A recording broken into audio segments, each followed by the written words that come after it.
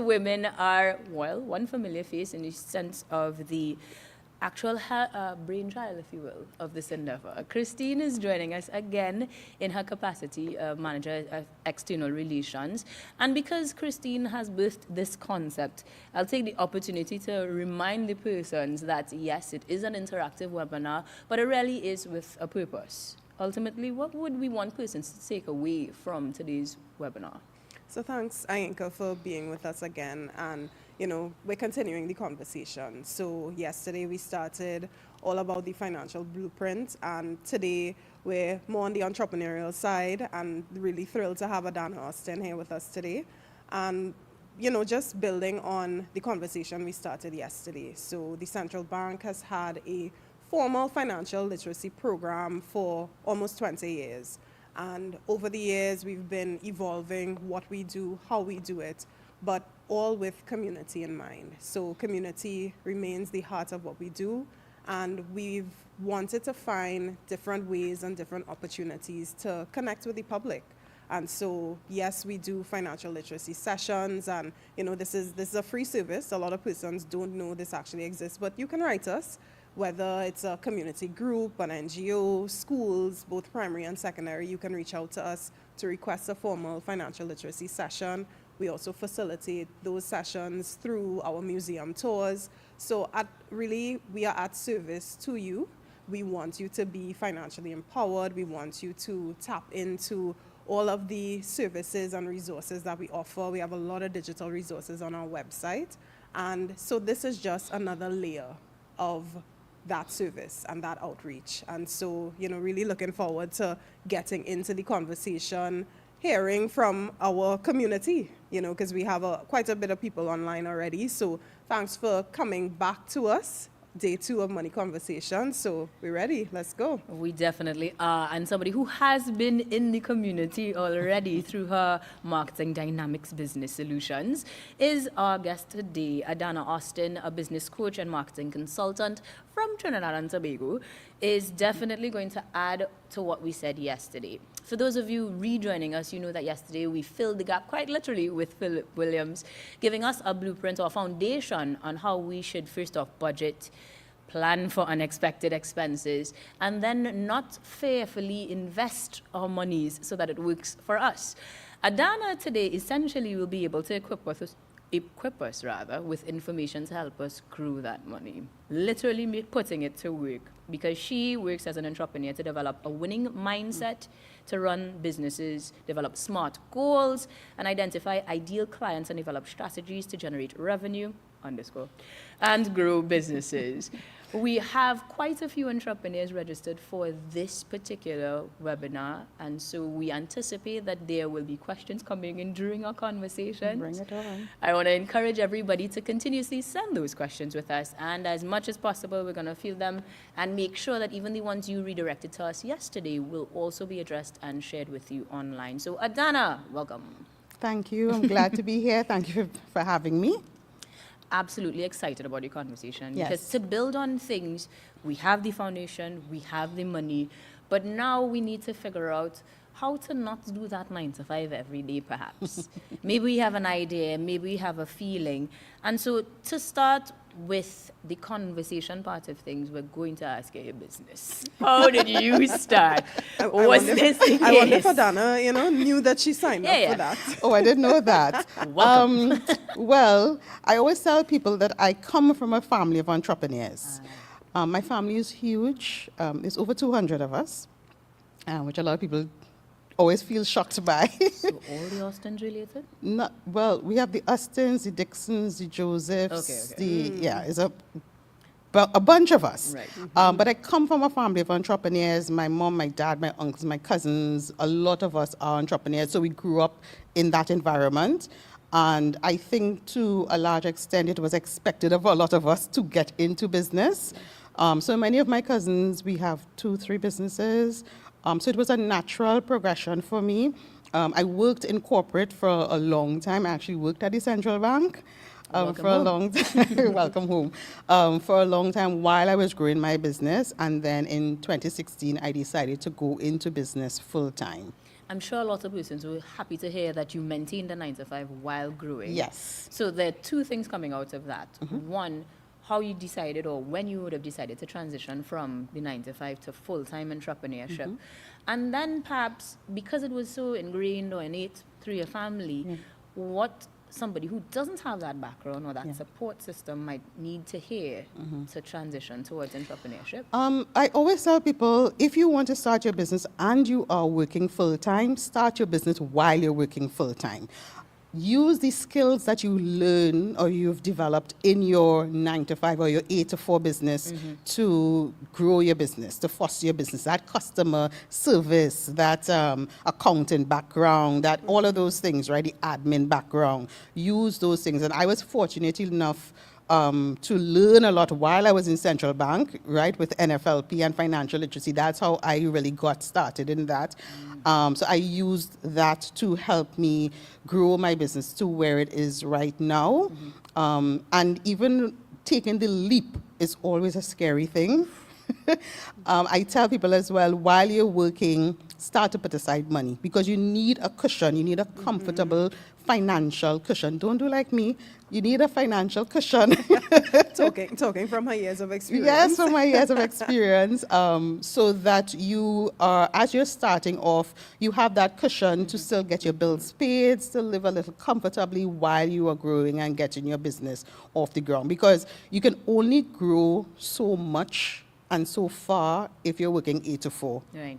unless you have a team behind you. But most people don't start off with a team. So Most people find it hard to start altogether. yes, I think they do. a lot of us were fortunate to find that talent, to find that thing that we can do, that Yes. niche. But then many people still trying to find that next thing because the Yes. awareness is there. This paycheck is not cutting it. Right. But what do I do? So I always tell people, there are two reasons you start a business. You either have a passion for something and you can monetize that into a business. And I always like to use myself and my family as an example. My mom loved flowers. She's always loved flowers. So we opened a flower shop, right? We had that flower shop for 21 years. We closed about 2 years ago, but you start from a passion, Right. and you figure out, how can I monetize this? How can I grow this? How can I, make this into a business? The other part of it is you have to look to see if there's a need, right, in your immediate surroundings. So I would give you the example of one of my neighbors where when I lived in Santa Rosa, they opened a bakery because we had no bakeries in Santa Rosa. So there was a need so that people didn't have to run out to Arima to get bread and pies and that kind of thing. So either it's a passion that you turn into a business, or you look to see in your immediate environment if there's a need that you can fill with your skills. It goes back to what we were saying yesterday, because Phil would have ended talking about hopes, dreams, and aspirations becoming a reality. It's a bit of both. A bit of both. Passion, and then what you hope to see. Is there a need? All right. We're taking notes. And again, we are encouraging you guys to send those questions through so that we will funnel them to, well, either Christine or Adanna. Don't ask me anything today because I am one of those persons who actually had a situation where my cushion, my 9 to 5, was removed. So I kind of was Yes. thrusted into media, and that worked for me. Serendipitously, it worked out. But that fear that you talked about was very much there. I was still very hesitant. And I think the cushion, the financial cushion, I definitely didn't have because of how Yes, things a lot of happened. people don't start with a cushion, and that fuels the fear of what am I supposed to do. And I always say, no one can build a business on their own. You need to find like-minded people around you, find some kind of network around you so that you can speak to others about your business and your ideas, right? Because a lot of times people will end up deciding they want a business and they can't talk to their spouse. They can't talk to their parents because they have no experience in business. Right. And the challenges that we have as entrepreneurs, unless you are an entrepreneur, you may not necessarily understand. You may not understand why I need to work Sunday to Sunday, or why I need to be up at 1 o'clock fulfilling orders, or why I can't go to this party, right? So unless you have that experience, you may not understand. So I always encourage entrepreneurs to find like-minded people. And we have so many of those types of groups in Trinidad now. Thankfully, when I first started, It was very, very small.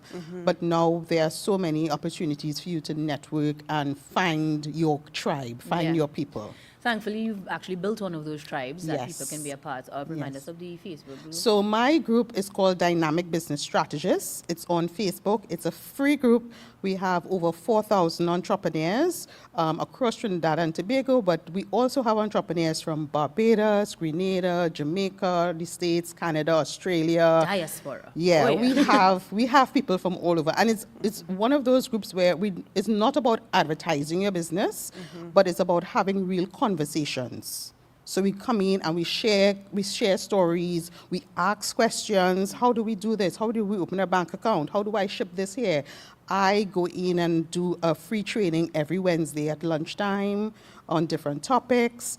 And we have been able to barter from each other, work with each other to help each other grow. The session I did this morning was actually myself and two other ladies from my group that came together to do a session. You know what I mean? So finding that type of community really helps you to grow faster and move faster. Christine is looking for the community right now to join, which isn't a bad idea. Yes. But I wonder then if the learnings, well, and I assume yes, Yes. that the learnings are shared across the region, the best practices, some of the challenges, so that we can kind of overcome them. But then was there a unified voice of how the pandemic perhaps helped us to actually trust in these networks and commune a little bit more than, let's say, before? Yes. I always say the pandemic was a blessing and a curse, right? It really depends on how you looked at it.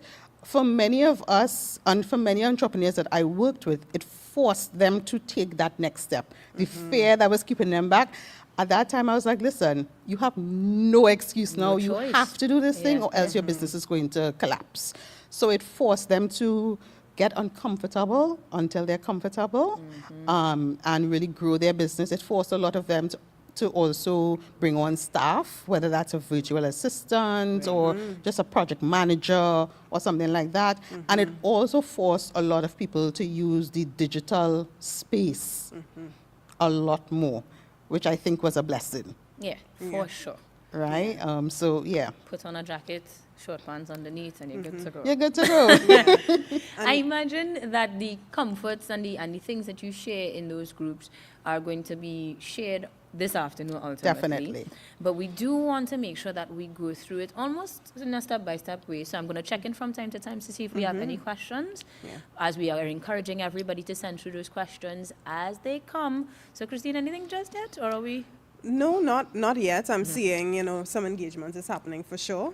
And just as Adanna was speaking about the resources and the solutions, persons don't ordinarily associate the central bank with I suppose, a huge advocate for entrepreneurship, but actually we are, and we've been doing it for a number of years. So entrepreneurship goes hand in hand with financial literacy because, Definitely. you want to level the field. Yes, we know there is a large community out there of persons who have chosen corporate life, Right. and, there's nothing wrong with that. And there are those who've chosen entrepreneurship.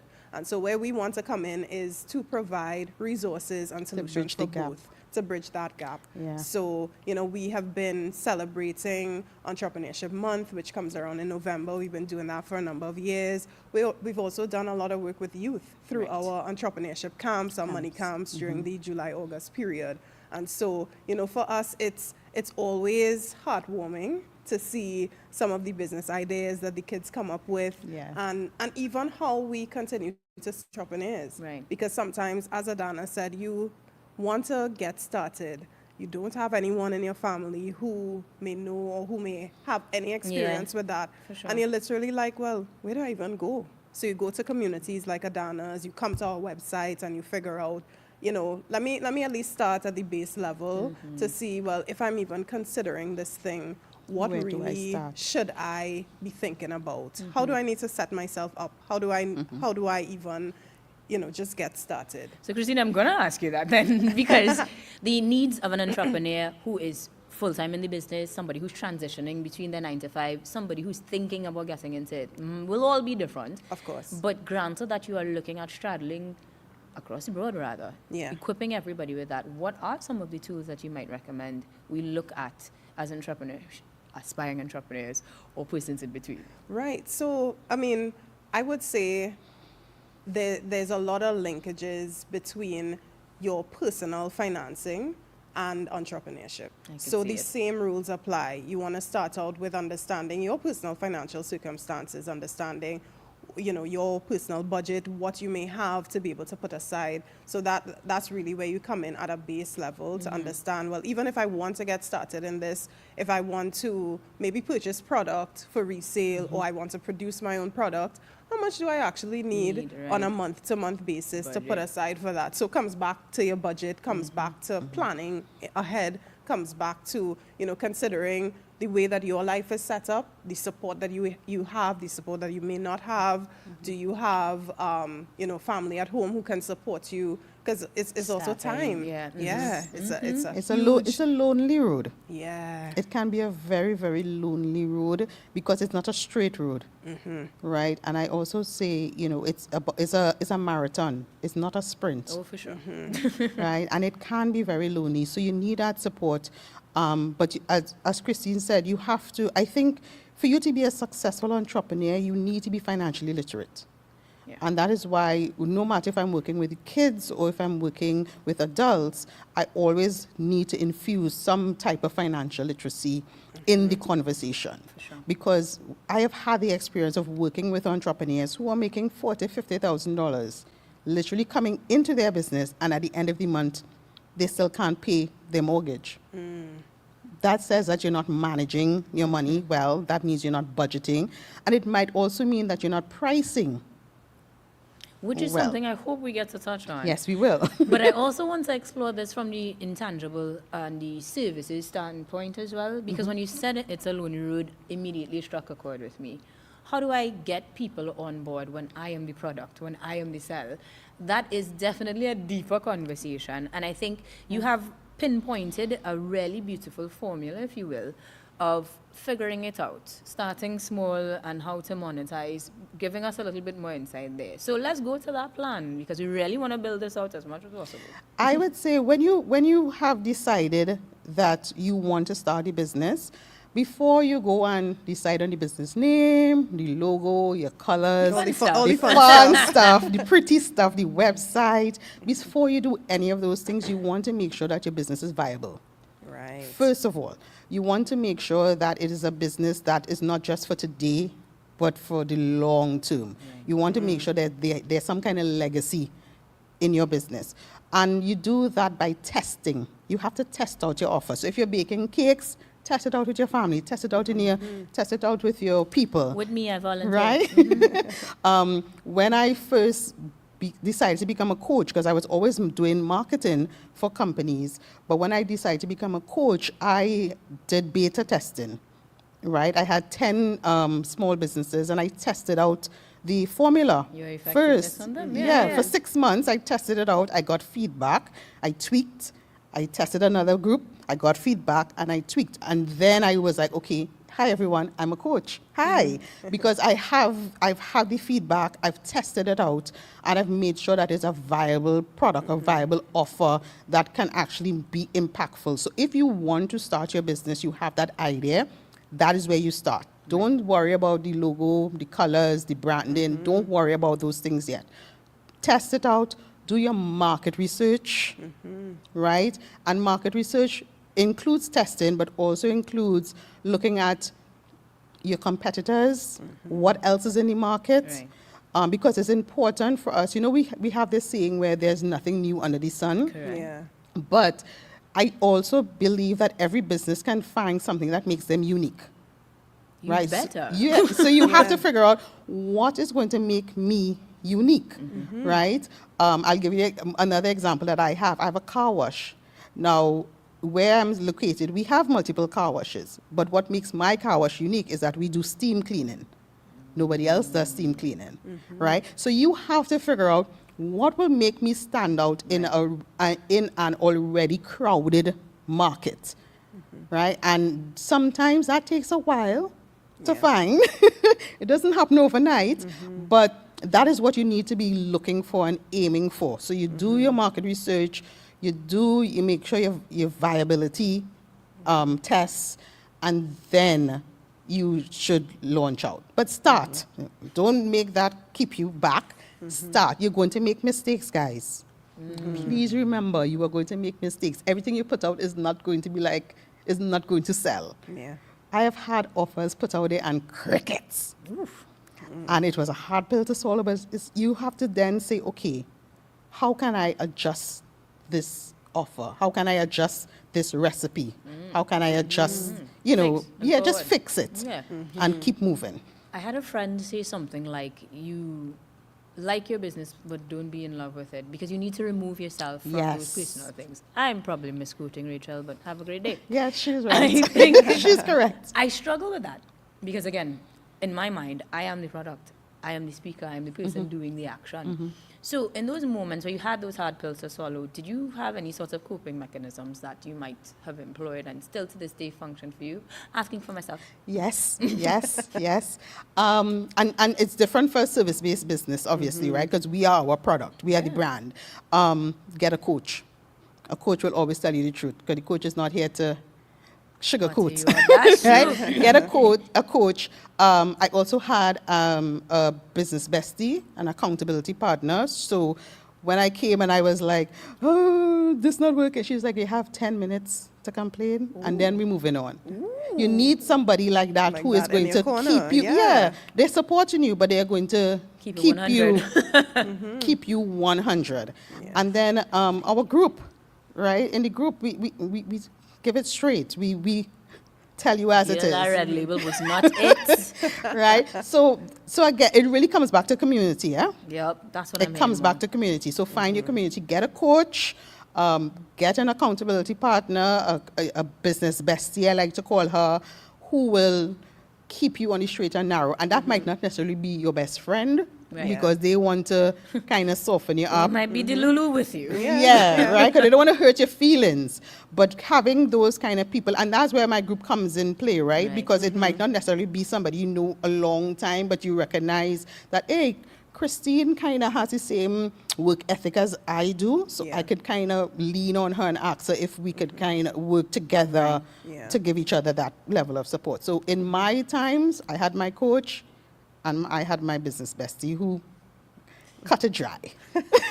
Shouts to all the business besties who've been giving of their time. Yes, because it's a lot. And timing you have 10 minutes to vent. Yes, 10 minutes to vent and move forward. Yes, let's move on. And in that case, I think we should probably move forward with some questions as well. I'm checking in at the very least, because I'm sure they're coming in, even if it's just to repeat the website, the group name, and those sorts of details, since you're going to be a lot of people's coach. Yes, I will be. That's okay. Are there any sort of disciplines that you are specialized in, or is it open? No, I specifically specialize in your marketing, your sales, and your content creation. And those are my 3 content pillars. Those are the things I talk about all day, every day. And of course, encompassing that, it includes financial literacy. It includes your pricing for profits, obviously.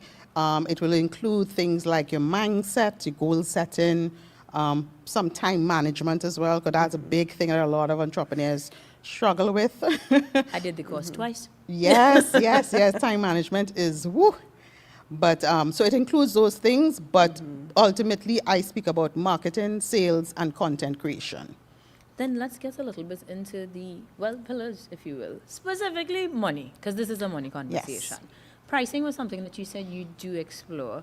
And so, fine, we found the passion, we've done the testing, we've got the bestie telling us this is making sense, change the label. Right. How do we begin to determine what is a reasonable, viable, profitable price? Okay, so when you're thinking about pricing your business, you want to think about a few things. You want to think about what is happening in the market, right? If you have competitors, what is the going rate for the things that you are selling, whether it's a product or a service, right? What is the going rate? How much time you want to allot to do any things? Because as a coach, I would either say it's this price if I'm doing one-on-one coaching, or it's this price if I'm doing group coaching, or it's this price if I'm doing 6 months, or if I'm just doing a 1 day. So you have to take those variables into consideration.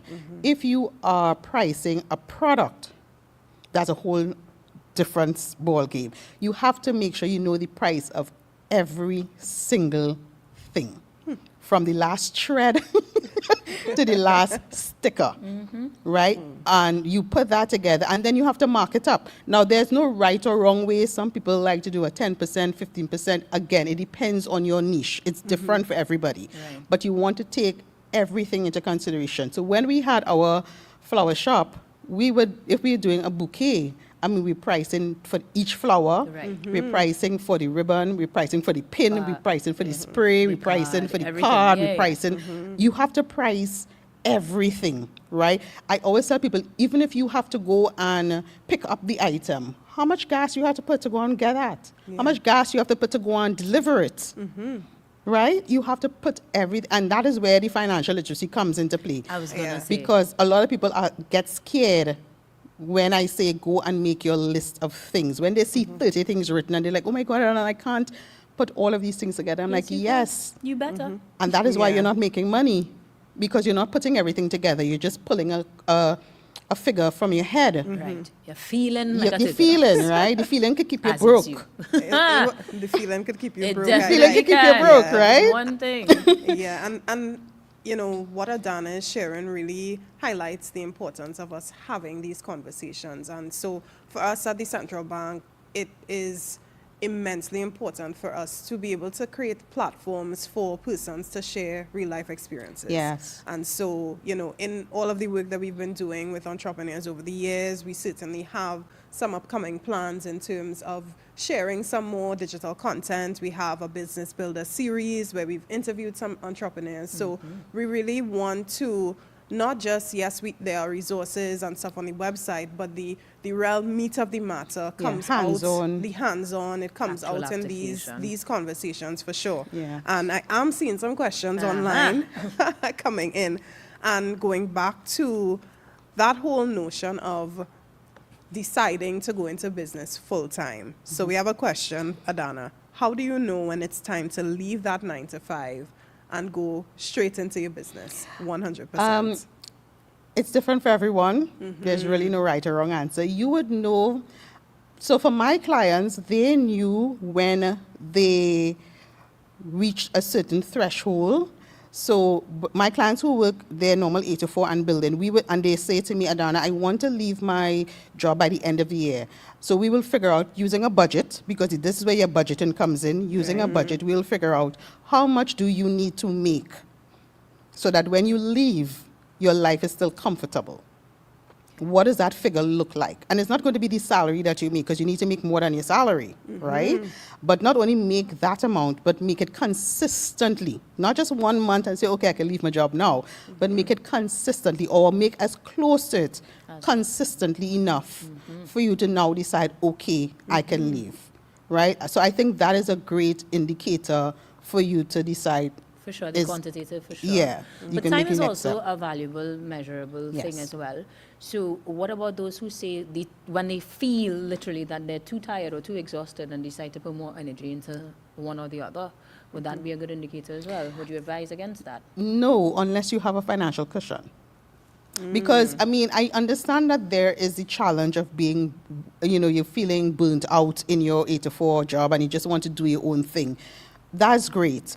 But you have to have a financial cushion. It's going to be hard. Now, not everybody can do that, I understand, because a financial cushion to me might be $80,000, but to you might be $5,000. So you need to know what your figure is. Right. Right? But make sure you have something in place, because this is not an easy, being an entrepreneur is not easy.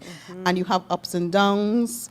You have times where money may not be coming in, especially when you now start and you're now trying to establish yourself and your business. There may be seasons where money is not coming in as much. Right. And that's where a lot of entrepreneurs throw their hands in the air. And that is the point where you need to even fight more. Right. Right. I think we had a statistic talking about the first 5 years or so, there's no profit. And so you really The have first a few 3 years, 3 to 5 years, yes. Right? And I mean, that's still stretching it. You can make a profit in, I would say, 3 years. I've worked with entrepreneurs and we've worked through that, where by the third year they were actually making a profit and they were living a little more comfortably. But you have to be determined. You have to be focused. You have to have a budget. You have to get comfortable with your dollars and cents and talking about your money. Like I say, you need to stalk your money. You need to be a stalker. You know, I ask my entrepreneurs, like, if I ask you how much money you have in your account right now, can you tell me? Tell me exactly how much you have, down to the last cent. Is it 43 cents? Is it $200.43? You need to become a stalker. You need to become obsessed with your money to be comfortable with your money. Yeah. Do you have more questions, Christine? Yeah, we do. But just to add to that point, so when we did our National Financial Literacy Survey back in 2022, some of the insights that came out of that by way of entrepreneurship really spoke to, I guess, their use of digital products and services, and also how many entrepreneurs are actually doing that, meaning knowing their money, where their money is, how much is in their bank account. Are they, planning? We know that at least 40% of entrepreneurs have said that they do prepare, their annual financial statements. That's we have, good. 62% using digital products and services. So, Good. we're on a good track. Yes, think we so are. too. Yeah, definitely. So, with the resources that we share, with, opportunities to connect with like-minded entrepreneurs, get coaches. So I think that, there's definitely options out there to Yes. get the support that you need Yeah. if this is really a journey that you're contemplating. And that's why I'm so excited by us having this conversation and conversations, really yes. sharing the nuts Yeah. and bolts of it. And one of the things I wanted to just talk about before we moved on, when we're talking about pricing, and we're talking about the budgeting and being financially literate and making sure you understand you have the financial cushion. One of the main things that I think a lot of entrepreneurs fail to realize as well is when you start to make that money, you need to have a plan for the money. And one of the plans is how you're paying yourself. Reinvesting. Yep. Right? And reinvesting and paying yourself are two different Well, things. fair. Right? So Right. reinvest into your business by buying new products, you're training yourself, you do your stuff, but you have to figure out, how am I paying myself? What's my salary? Yeah. What is my salary? Yeah. So when you are deciding on your price, you have to take that into consideration. So I didn't forget your pricing because I want to challenge something you said a little bit. You talked about when we build our bouquet, we price for every single item. When we talk about pricing for a service delivery, though, I think a lot of people do not consider their time schooling, their Yes. experience, their years, and will tell you, okay, the job is 2 hours, I'm going to charge you for 2 hours. As opposed to, it's a personal pet peeve of mine. Yes. Charging for the 10 years that you've studied to be Yeah. excellent at this particular execution. Yes. Is that something that you've been able to successfully coach people towards? It's something that I would try, because you're correct. As a service-based business, I tend to encourage people not to charge by the hour. Right. Charge by your expertise, charge by the value that you are providing, charge based on the solutions that you are providing to them and how you're going to transform their lives at the end of the session. That is what you need to be charging for, right? Because if you stick to this charging by the hour, You're penalizing yourself for being you're able putting to yourself in effectively do a a hole. Yeah, Right. yeah. It's You a know? grievance of mine because people will approach you. It's just so many hours. And it's like, no. No. You have to consider, like the bouquet, how much time it takes me to get there, how much gas it takes, the contingency Not of only- things running late, so I have to give you extra Yes. time. And I really hope that those conversations, pricing specifically, are built into your coaching sessions just Of because course. we need to And not have the only that, like conversation. your preparation, even to something like this, you have to prepare yourself, right? It's not just you just arrive. You have to prepare yourself. You might have to read something. You might have to go back in your notes. You might have to, So there's a lot of preparation that goes into this. Even with me coaching entrepreneurs, it's preparation. Because think about if I am coaching 5 persons per day and there's 5 different businesses, That I you have to make read sure about and that understand. I understand each of those 5 businesses. So Yeah. sometimes before I get on a call with a client, I do my research. I'll go online and say, let me figure out more about this type of business. What is happening in the industry? What is happening? You know what I mean? That takes time. Value is So there. you want to charge for that time. Yeah, definitely. And there's some conversation happening in the chat regarding, I mean, we've spoken about some of the benefits of having a mentor and having your business bestie. And I want to throw you back, Adanna, to the pandemic. So we have a question here about strategies for recognizing whether the market might stay the same if the person opts to leave their job. But I know that's not something that we can necessarily predict. There's no guarantees. Right. And so throwing back to the pandemic, being an entrepreneur during that period, what was that like? It was scary the first 2 weeks because we did not know what was happening. So for myself, I usually would go out and do a lot of speaking engagements. So obviously that came to a screeching halt. Right. So we had to decide, okay, we can't go out. Let's see how we can still reach our audience, right? And this is where the Zooms and all of those things came into play. So we had to adapt really quickly. Yeah. Right, we had to adapt our business really quickly to figure out how we would still be able to operate. Even with our flower shop, people couldn't walk in anymore, right? So we had to rely a lot on our website and our social media pages to get people to call, order, go online and order, and for us to figure out, okay, how are we going to sustain the deliveries of these flowers and that kind of thing. So the pandemic was a great learning experience. And as I said before, it forced a lot of entrepreneurs to get out of their comfort zone, utilize the tools that are available, because there are so many tools available that I think that we are underutilizing the tools that are available to us. Right? And so even something like Zoom, Canva, I use Asana for project management. So if I have with my virtual assistants, we would use Asana. I would use like Asuity or Calendly to make appointments. I send you a link, you can make an appointment. There's so many tools out there now. And those are free. The ones that I call are all free. Obviously, they have a paid version, but a lot of the tools you can start off with the free versions, utilize it, make sure you're comfortable with it, and then as upgrade. your business grows, you could just enhance it. Right, upgrade as you need. Registration. That sounds Definitely. good. So I guess on the topic of tools, so we do have some questions about options for accounting software. I mean, we're getting down to the nuts and bolts. So, I mean, do you have a preference in terms of a service you may utilize? For my accounting, I use Zoho Books, right? Before most of us entrepreneurs, we used to use a tool called Wave. Right. But they stopped, we can't use it anymore, right? In Trinidad and Tobago. Right, yeah, because we have those limitations in the Caribbean, right? Yeah. So we can't use some of the tools like Stripe and those kind of things which you can incorporate into your website so people can pay you with their credit cards and that kind of thing. We have those kind of limitations, so we always have to find workarounds with those things. So I like to use Zoho Books. I also use PayPal as one of the tools for people to pay me. And the thing is, with the PayPal, you can connect it to your website. You can connect it so people can pay you digital products and that kind of thing. So, yeah, that's what I use. Right, So far, so definitely. good? So far, so good.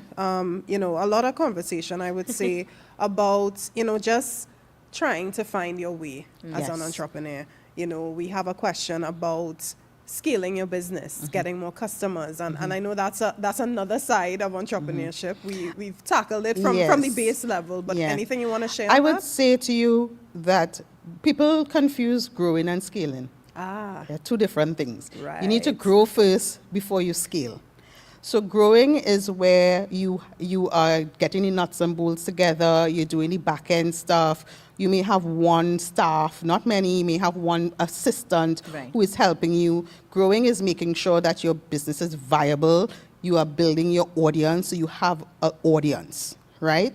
When you have to build to a certain level in order for you to scale. Scaling is when you start to bring in hundreds of orders every day, or you're just getting booked and booked. But in scaling, a lot of people try to scale too fast, and they haven't spent the time putting the back end in order. The infrastructure, if you will. Yes, the infrastructure. So they crash, right? So you put out this thing, and 10,000 people come on your website and your website crash, Literally crash. right? Or not only does it crash, but then you can't fulfill the orders. Correct. You're overwhelmed because you don't have the manpower to back it. Right. So the growing part is making sure I have the manpower, making sure I can fulfill, I have the drivers, making sure I have all the packaging ready. That is the growing part. And then you scale, because people confuse the two all the time, and people come to me and say, I want to scale my business. I'm like, yeah, but how much have you grown your business first? Let's make sure you have those things in place. And then we can have a conversation about how we can scale the business, because it's two different things. I'm glad you made that distinction. There are many terms that we probably use incorrectly. Yes, we and do. interchangeably that Yes, we we shouldn't. do. Tell me some of the common, well, misused terms or goals, or even in the planning process, wherever you see it, some commonalities that we should be looking out for ourselves. Some commonalities. A lot of entrepreneurs have this notion that if they charge really, really low, they will get more clients. And that is a huge misconception. That's one of the biggest misconceptions, Eat right? little and live long. Yes, because people right. feel like, no, well, if they charge in 10 and I charge Underpriced, 5, yeah. more people will come to me. But what you're actually doing is attracting cheap people, right? And there will come a time where you will have to go from 5 to 8. And those people will be like, no, I'm going to find somebody else who's paying 5. What you are trying to build is a loyal audience, right? Who value the offers that you're putting out. And so people, in my experience, people pay more for things that are valuable to them. The price does not matter once it is valuable to them. Yeah. Right? And I always give the example of a penny wise and a super farm. I feel seen. Right? people thought, well, super farm is going to crash. I'm like, no, super farm is for me. Because I am a person who I don't like the pushing and the shoving and I like to touch my items now. Yeah. Pennywise, now we can do that. But at the time, It was you over didn't have counter. that opportunity to do. So It's valuable to you. it is to have valuable that to you. So, interaction. and obviously the prices are you pay higher, for the value that you have. but people are willing to pay for convenience. Yep. People are willing to pay for things that ease their life, make their life easier. The price is not the issue. Are you making my life easier? Yeah. I'll pay You're for going to it. come home by me to do my hair, I have to pay you $50 more? Yeah. Because I don't want to have to dress and go. Yeah. That's a good Right? one, I think. My doctor comes home by me because I don't want to have to dress and go. I have to pay $100 more. I'll pay. Come. Who's that doctor? But that's an important point about knowing your customer. Who You are you have- serving with your Yes, business? yes. Going back to what is the need, what is the service you're offering, Yes. and really understanding your customer base or identifying your ideal customer. Definitely. Because we're not trying to sell to everybody. Of course. You're trying to sell to a specific niche of people who need and want. And I always tell people, my entrepreneurs, people are going to tell you no. People are going to tell you your prices are too high. Yeah. And your answer is, okay. You move on. Who can see the value in you, they are going to pay. But you as the entrepreneur, it is your, to see it first. it is your role to make sure that people can see the value, right? But people will pay for value. Not everybody can afford you, and that is also okay. But you have to know your audience. You have to spend time, remember we talk about the market research? Yeah. You have to spend time figuring out who is my audience. Is it men? Is it women? Is it married people? Is it professional? Is it people with families? Who specifically are those people? And I'm a very, very huge proponent for figuring that out. I even give them names. So I have my Natalie's and I have my Michelle and right? You have to figure out who you are trying to sell to, because it's not everybody. Even if you are selling food, not everybody eats Creole food. Right. Even if you're selling sneakers, not everybody wears sneakers. Not everybody not wears. Ainka, though. Not Ainka. Again, I feel seen. Not everybody wears makeup. Not everybody, wants to do their hair. So figuring out who you are speaking to or speaking for is very, very important in that market research that you're doing for your business. Yeah. And I guess building on that point with understanding your customers and even the previous question touching a bit on COVID, we have a question that popped up about, I guess, how has the business landscape evolved So it's been 5 years, 2020 to now.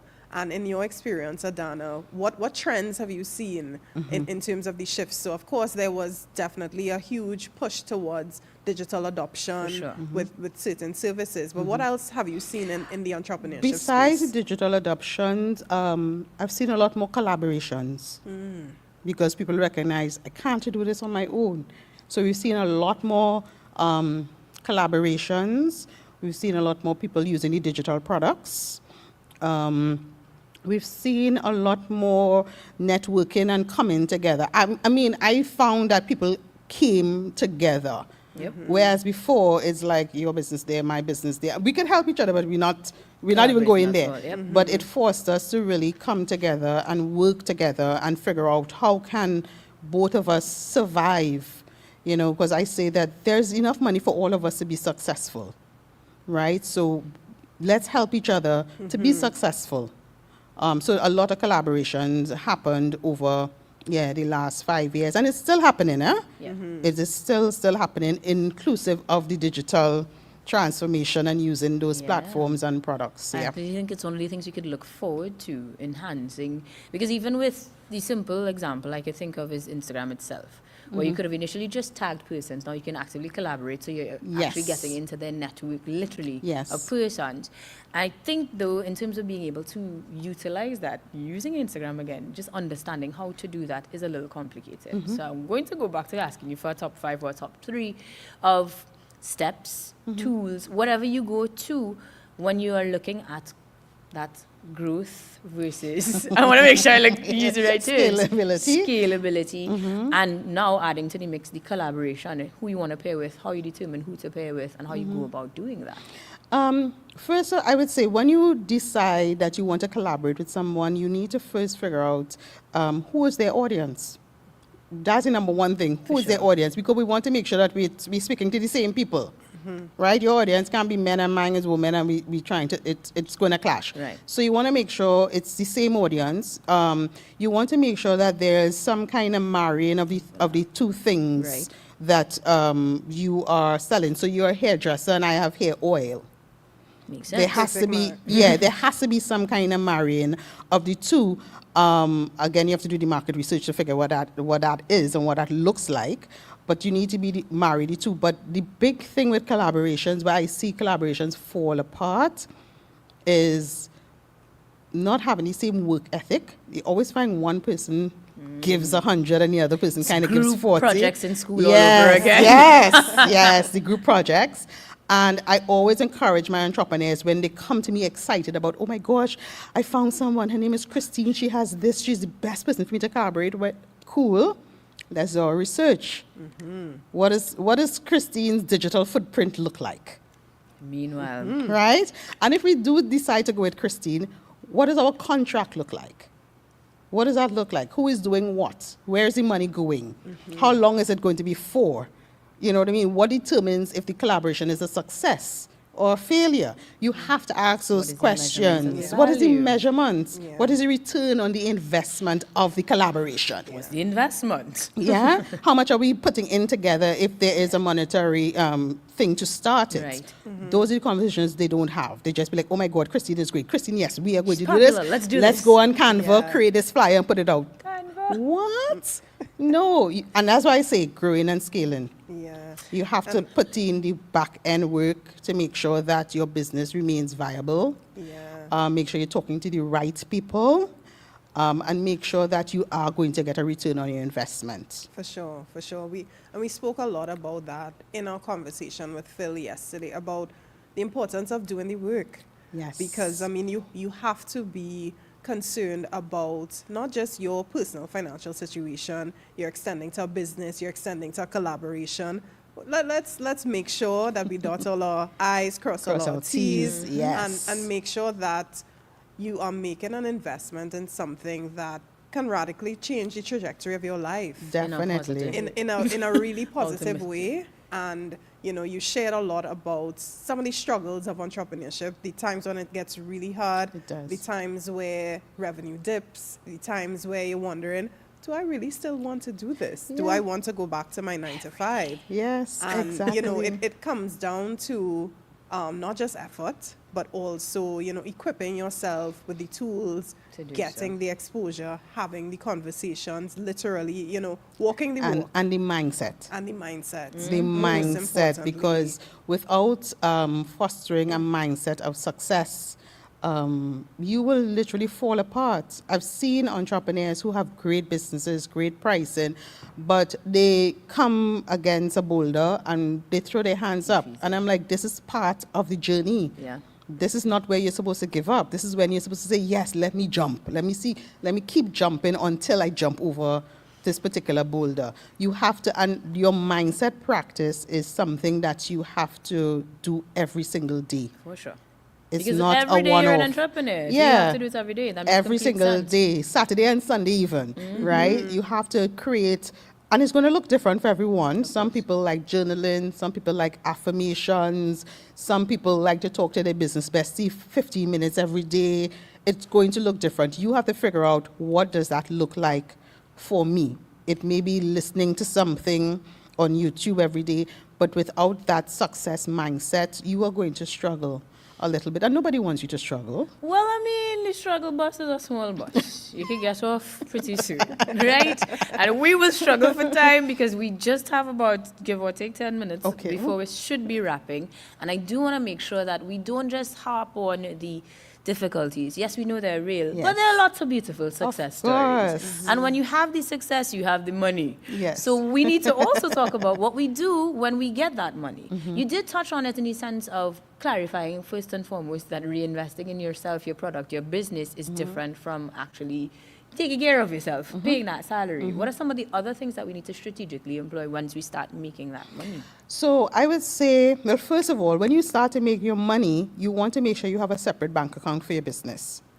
Right? We're not commingling of funds in this Trinidad and Tobago, right? Good Because that's morning, illegal. Central Bank. Right? So we want to make sure you have a separate bank account for your business where your business funds are going there and you're using those funds separately from your personal funds. You want to set up a system where you are paying yourself. Right. And that could be every week, every month, every quarter, depends on you. I pay myself every Friday. Right? Good one. Every Because Friday. Saturday I went online. So you have to figure out, how am I paying myself? You want to keep putting into an emergency fund because we have no control of what is going to happen. You want to put aside money, let's say, for your taxes. Right. For those of you who are, paying taxes, and you want to pay yourself, you want to reinvest Right. in your business. So you want to make sure that every $100 that I get, where is this going? 25% is going here, 25% is going here, 25%. And as your business grows, you can start to Reassess increase those that, figures. Yep, right? yep, But yep. you want to keep those things in mind. Open your business bank account, guys, when you register your business. When you register your Please business. register. Once you've gone through the viability and the market research and you realize, okay, this is a viable business, register, and then open your business bank account, and then track your money. You need to know how much is coming in and how much is going out. That bouquet again. Yes. Every single part Every of it. single, how much is coming in and how much is going out, and where your money is being spent.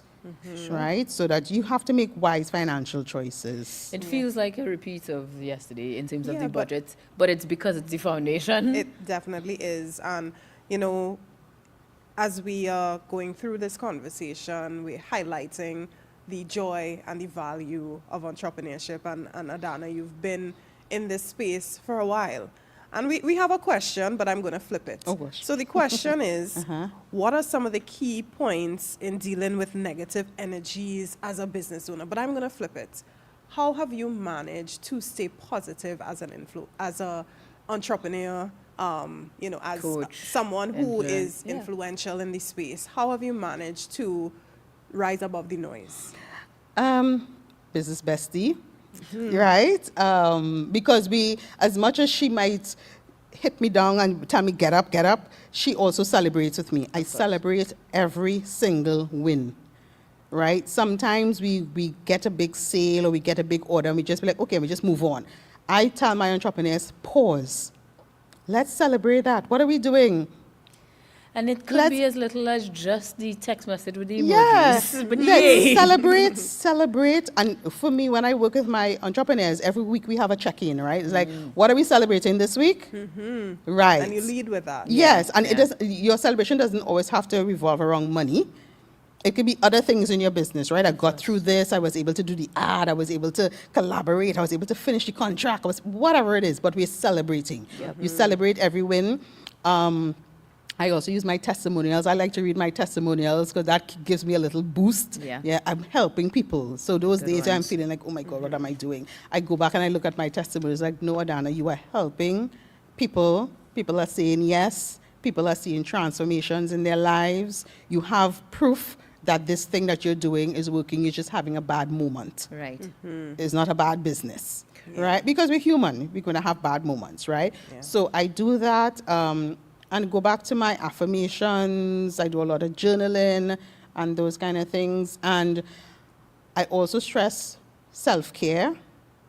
You need to figure out what does self-care look like for you, whether Right. that's going and run, going in line with your girlfriends, a spa day, whatever it is, you need to schedule in self-care time.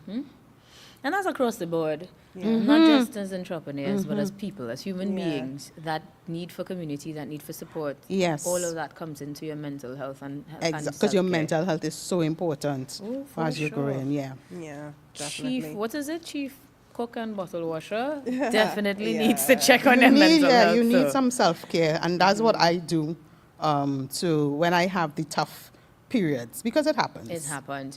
And we do have a tough period in the sense of making sure we fit all this information into these conversations. So while we will encourage the questions to come on down, Christine, remind everybody where they can go to get not just the perhaps questions we didn't answer here in this session, but even yesterday, some of the takeaways as well. How do we tap into that? So actually, as we close the session, on your screen, you will see a QR code, which will take you to a number of our resources.